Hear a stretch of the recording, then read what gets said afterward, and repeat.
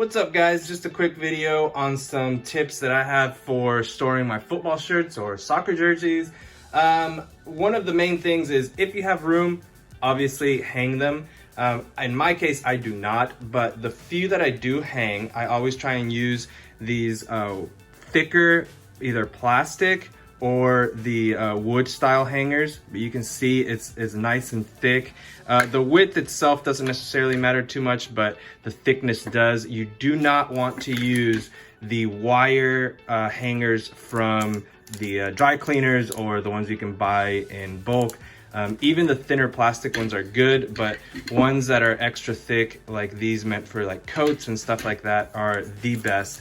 The reason being, if you leave them for a long time with this thin wire putting all the pressure on the shoulders, you will end up getting discoloration along that line. And then eventually, if there's any plastic, like Adidas stripes or anything like that, they could end up cracking. So that's the reason for not using these cheap wire ones. In my case, it doesn't really matter because I don't have room to hang the majority of my collection. So what I like to do is fold them in a fold/roll combination and store them in the big vacuum sealed space saver bags. So they're the big plastic bags that you suck all the air out of. Anyways, I wanted to show you. So the main thing I like to do is make sure that the name set stays as straight as possible, even on these that have not been prone to necessarily much damage. But over the long term, for me, I'm not pulling them out very regularly. Most of my collection I do not wear. So for me, it's more of a long-term solution. I like placing a piece of paper. This can be anything from tissue paper, just anything that is not plastic. You do not want to use plastic in between this because depending on the temperature of your house and humidity levels and all that, it can end up sticking to the name set and it'll just create a bigger problem. But on the bottom sections here, I normally just fold it up to the beginning of the name set there. So that stays straight. I'll go ahead and fold in the sleeves, and to avoid creases, I don't actually fold the whole shirt in. So you can see here, it is still straight. It's laying flat. All I'm folding in are the sleeves. And then I fold down the other piece of plastic, make sure the name set is all covered.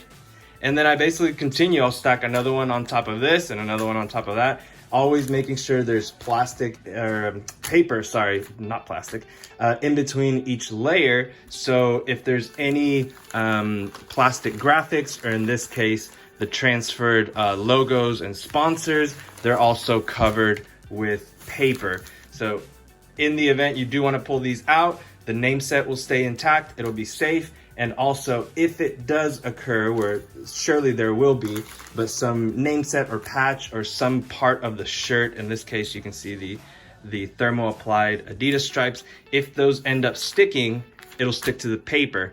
So much less damage to not only this shirt, but another shirt that's laying on top or below this. So that's my main suggestion, is always have a layer of paper in between.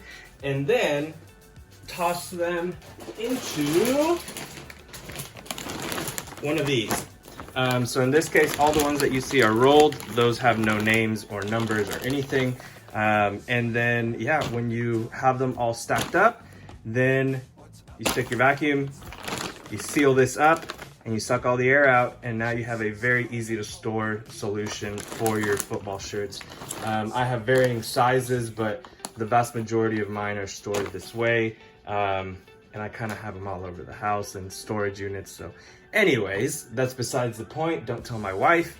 But yes, I hope this helps, especially for all the collectors that are space constrained, like myself, and aren't able to hang them. So thank you for watching. If you enjoyed it, please hit the like button and subscribe to the channel.